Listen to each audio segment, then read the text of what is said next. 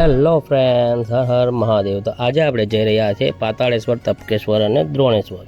તો એની પહેલાં મને થોડી ભૂખ લાગી છે, તો આપણે કરી લઈએ થોડો નાસ્તો કરીને આપણે નીકળી જશું.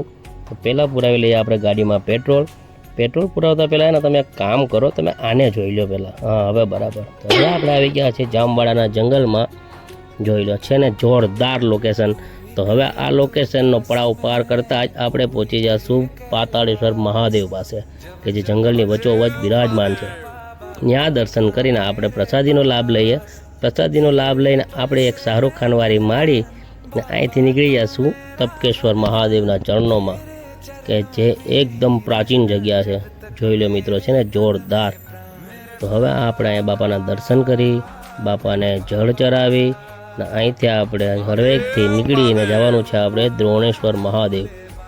કે દ્રોણેશ્વર મહાદેવ પાસે મિત્રો અહીંયા ડેમમાં પાણી હોય કે ના હોય, બાપા પાસે 365 દિવસ અભિષેક ચાલુ જ હોય. ત્યાંથી બાપાના દર્શન કરીને આપણે આવવાનું છે કષ્ટભંજન દેવ પાસે, કે જ્યાં આવતા જ મને સારંગપુરવાળા બાપાની યાદ આવી જાય છે. સેમ દર્શન છે ને મિત્રો. તો અહીંયાથી દર્શન કરીને આપણે આ બધા છે હવે થાકીને પાકી ગયા છે. તો બસ હવે અહીંયા આપણે આરામ કરીને હવે નીકળી જવાનું છે પાછું back to home. Bye bye Mahadev.